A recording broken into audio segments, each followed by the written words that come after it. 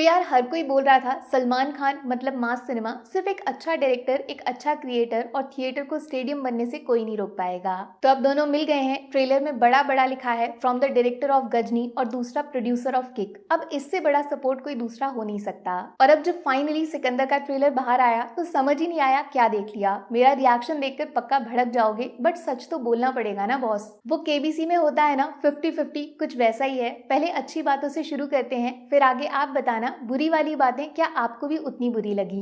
Best चीज ये है, काफी टाइम बाद एक ऐसा सिनेमा आ रहा है सलमान के करियर में जो स्टोरी बेस्ड होगा, मतलब कहानी के दम पर फिल्म को बेचा जा रहा है। पुरानी मूवीज में सब कुछ सलमान के स्टारडम पे डाल दिया और जब फिल्म पिटी तो उसका इल्जाम भी इन पे लगा दिया। बट सिकंदर एक टीम वर्क फिल्म लग रही है। बट इसी में एक बुरी बात यह है कि ट्रेलर जरूरत से ज्यादा लंबा हो गया। 3.5 मिनट की लंबाई से दिक्कत नहीं है, लेकिन इतनी सारी चीजें रिवील नहीं करनी चाहिए थी। सेम इतना ही लंबा है एनिमल का ट्रेलर, लेकिन जब उसको देखोगे तो समझ ही नहीं आएगा फिल्म में चल क्या रहा है। कोई भी दो सीन्स को आपस में कनेक्ट नहीं कर पाओगे। लेकिन सिकंदर का ट्रेलर एक सीक्वेंस में चल रहा है। पहले एक्टर को इंट्रोड्यूस किया, फिर उसका पावर दिखाया, बाद में उसके दुश्मन से मिलवाया और लव को ट्रेजेडी बनाया। कहानी ऑलमोस्ट समझ आ चुकी है। एक पावरफुल आदमी जो कमजोर लोगों की ताकत बनता है, फिर नए शहर में जाके एक बने बनाए सिस्टम से भिड़ता है जिसमें उसका बहुत कुछ बर्बाद होता है। ये दिक्कत हमेशा होती है बॉलीवुड मूवीज के ट्रेलर में, डायलॉग्स डालने का पता नहीं कौन सा पुराना रिवाज है, उसको छोड़ने को तैयार ही नहीं है। इस चक्कर में फिल्म के अंदर के सीन्स डालने पड़ते हैं और जो एक्टर बोलता है उससे कहानी समझ आ जाती है।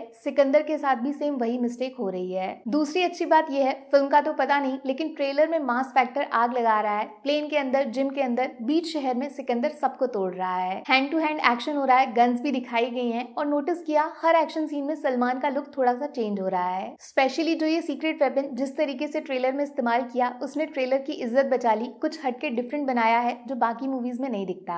वैसे तो सिकंदर को यूए सर्टिफिकेट मिला है तो ज्यादा वायलेंस, खून खराबा नहीं होगा, बट जितना ट्रेलर में है उतना भी बड़ी स्क्रीन पे देखने में मजा आ जाएगा। लेकिन पता नहीं क्यों ये वाले सीन्स, कलर्स और इतने सारे एक्टर्स को देखकर किसी का भाई किसी की जान वाला फील आ रहा है और ये अच्छी बात बिल्कुल भी नहीं है। तीसरी अच्छी चीज ये है, सिकंदर के मेकर्स ने धोखा नहीं दिया। ट्रेलर के बाद किसी को कॉपी पेस्ट रीमेक बोलने का मौका नहीं दिया। Total original cinema. सारे कैरेक्टर्स एकदम फ्रेश लग रहे हैं, उनका नए तरीके से फिल्म में इस्तेमाल किया जा रहा है, किसी दूसरी फिल्म से उनको चुराया नहीं गया है। चौथी और सबसे बेस्ट चीज इस ट्रेलर की है सलमान खान का स्क्रीन प्रेजेंस। ये टाइटल सिकंदर रियल लाइफ में इतना सूट करता है ना कि फिल्म में उसके साथ इंसाफ करना बहुत मुश्किल था। बट ट्रेलर में सलमान खान का प्रेजेंटेशन काफी अच्छा लग रहा है। वो जैसे दिख रहे हैं और लोग जिस तरीके से उनको देख रहे हैं, दोनों चीजें आपस में मैच हो रही हैं। एक्शन सीन्स में सलमान लार्जर देन लाइफ दिख रहे हैं। जरूरी नहीं होता हीरो का उछल कूद करना। सलमान का जैसा वाइब है, वो सिर्फ खड़े हो जाते हैं तो एक्शन अपने आप हो जाता है। याद है सलार में प्रभास का कैरेक्टर कितना स्ट्रॉन्ग, जबरदस्त बनाया था, लेकिन कुछ भी जरूरत से ज्यादा एक्स्ट्रा नहीं किया था,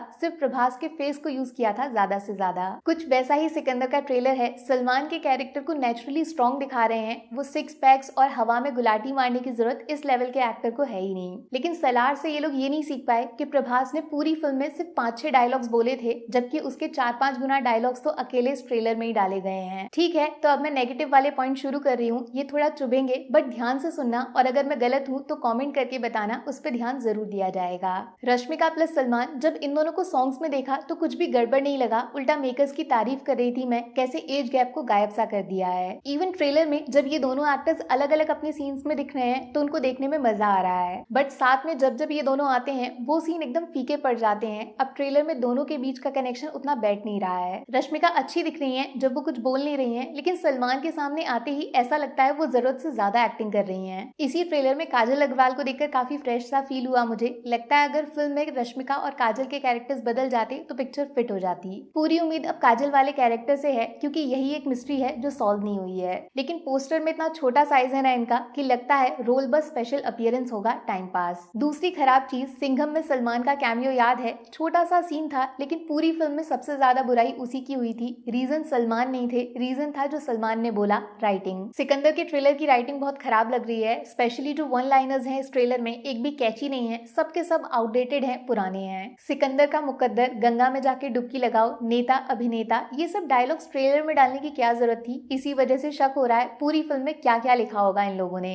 तीसरी सबसे बड़ी शिकायत शिकायत मेरी जो है वो है इस ट्रेलर की एडिटिंग और म्यूजिक। मतलब अच्छे खासे सलमान के कमबैक को बेइज्जती में बदल दिया इन लोगों ने। इस ट्रेलर में सलमान सबसे बेस्ट हैं, लेकिन ट्रेलर को ना पसंद करने वाले लोग सलमान को ही खराब बोलेंगे, जबकि इस बेइज्जती का पूरा क्रेडिट एडिटिंग और म्यूजिक को जाना चाहिए।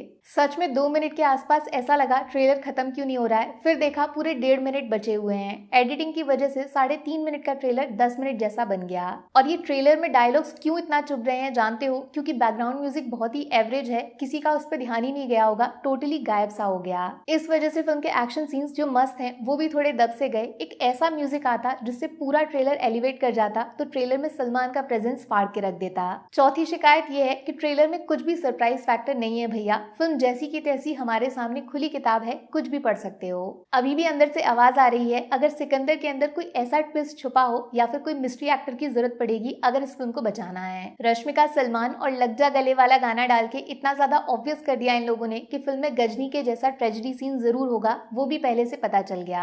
बुरा लगेगा सलमान फैंस को सुनने में, लेकिन एक सरप्राइज फैक्टर जैसे जवान के ट्रेलर में शाहरुख खान का ये इविल लुक और बैकग्राउंड में आपको हमारी कसम लौट आई है, बस ये होता ना तो सिकंदर का ट्रेलर आग का गोला बन के गिरता, पूरा सोशल मीडिया हिल जाता। पांचवी शिकायत ये है कि ट्रेलर में तो नए एक्टर्स को एज विलन दिखाने का मौका था, लेकिन इन लोगों ने क्या किया, जोकर बना के रख दिया दोनों के दोनों को। प्रतीक बब्बर के लिए अब कौन एक्साइटेड होगा जब ट्रेलर में ही उनका इतना बुरा हाल हो रहा है। बड़े बाप की बिगड़ी हुई औलाद, इनका कैरेक्टर पूरा रिवील हो गया। और जो मेन विलन है कटप्पा सर, उनको गन्स और पॉलिटिक्स में दिखाना शुरू किया तो अच्छा लगा, लेकिन बाद में उनको भी सिकंदर के सामने बच्चा बना दिया। बॉस फिल्म वही तगड़ी लगती है जिसमें विलन हीरो की टक्कर का होता है। जब पहले से ही पता है सामने वाला भारी है तो नेगेटिव रोल से एक्सपेक्टेशन नीचे गिर जाती है। जबकि वो एक्टर्स नहीं है जिनको लोग कई बार पहले एज विलन देख चुके हैं। नए चेहरे थे, नए तरीके से पब्लिक को दिखाते, लोग सरप्राइज हो जाते, बट अपॉर्चुनिटी मिस्ड। सच सच बोलूं, सिकंदर का ट्रेलर एक्चुअली में वैसा ही निकला जैसा हर कोई सोच रहा था। फैमिली मटेरियल, मास सिनेमा, लव हेट कहानी और अपने भाईजान। जो हर कोई सोच के बैठा था ना कि ट्रेलर आते ही लोग एडवांस बुकिंग खुलने का इंतजार करेंगे,